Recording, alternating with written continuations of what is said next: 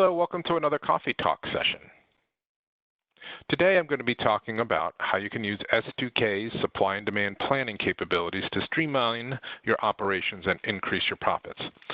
Supply and demand planning, by the way, is the rebranded name of our suggested purchasing capabilities. So with that, let's dive in. So I'll first discuss the ability to create transfer batches based on a PO receipt. So as supply and demand planning does its functions, it will create purchase suggestions, and it will have those be brought into the buying location. Now, immediately upon receipt, assuming you're using our WMS application, the system will also then automatically create the transfer batches.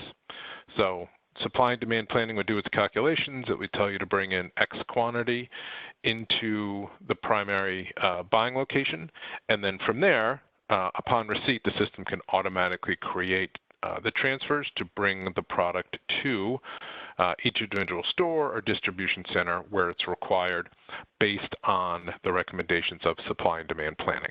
So that's a really nice way of streamlining your operations. Relative to that, there's another capability here that I want to just talk about, which is a relatively new feature in supply and demand planning, and that's the ability to change the purchase order buying location. So as supply and demand planning does its calculations, it will make suggestions for the buying location and will indicate into which other location that demand is required.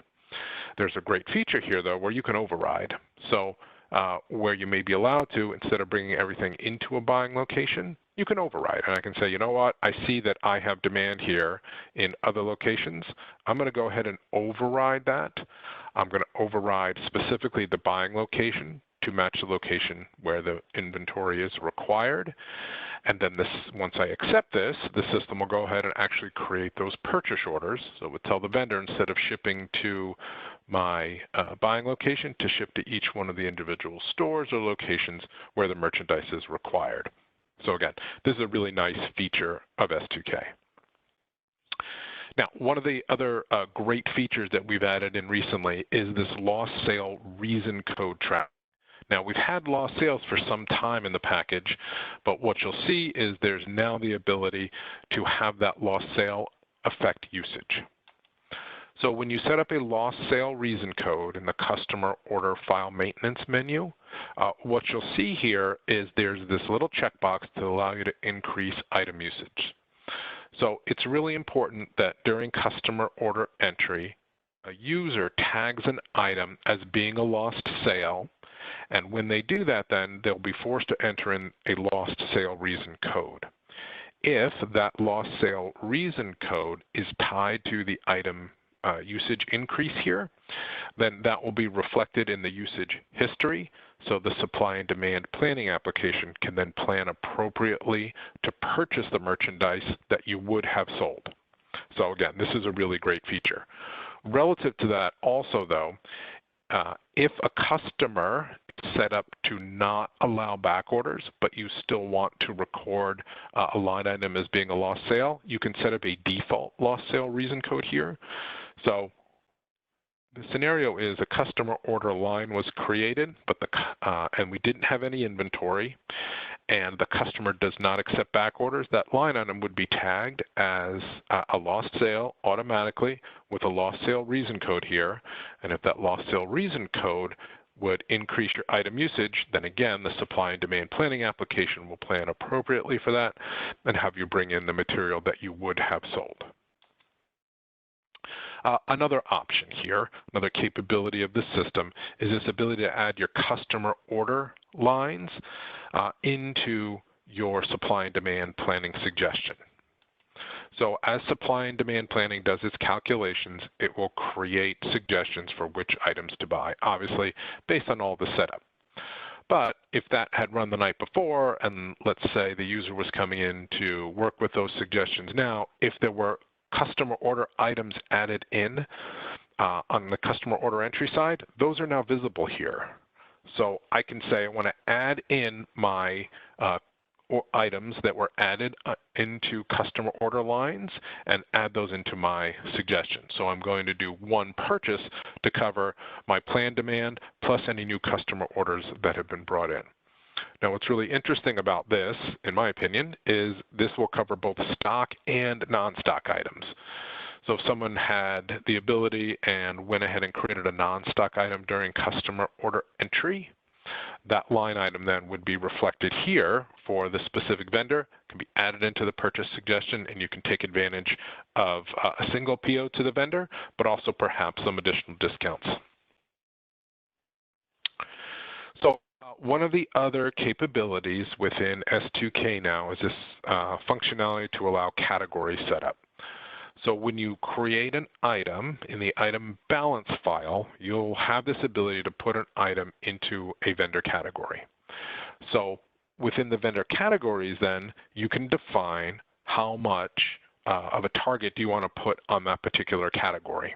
A target minimum dollars, freight, cubic measure, etc.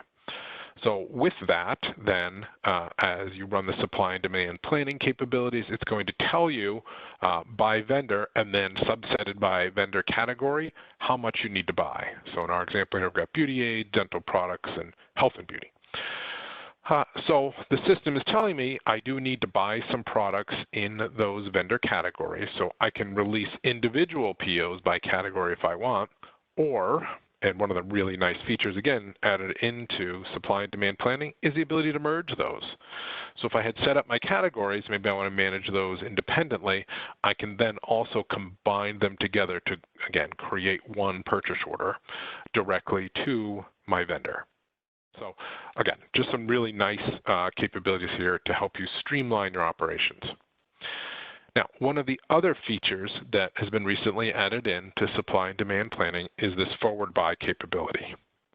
So what will happen is as you go through and again have the system maintain and create your purchase suggestions, you can drill in and select an item to do a forward buy calculation. So the scenario here really would be if you knew there was a price increase coming, or maybe you knew that there was a discount available, or you're talking to the vendor, they're saying, hey, if I'll give you 10% discount if you order today. You can key those values in up top, so you can key in a price increase, percentage or dollar, a promo discount or a dollar amount on the item, and the system will then look at your K cost, your carrying cost, your replenishment cost, and tell you what your optimum buy quantity is. So again, this is a great way to help you properly purchase based on some price increases or discounts that may be coming to you.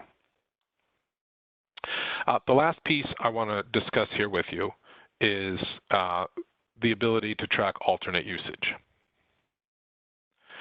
So the concept here is you can now use an item to track the alternate usage for a discontinued item. So let's say as of today you were discontinuing an item, but you still had a quantity in stock.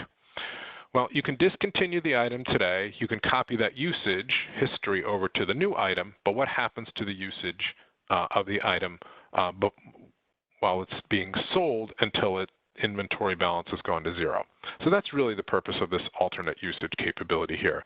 So I can say, well, while I'm still selling the discontinued item, I want all that usage to go to whatever that alternate item or replacement item would be. So again, this is a great way of making sure that you're going to have enough in stock of this alternate usage or replacement item. So with that, I want to thank you for listening.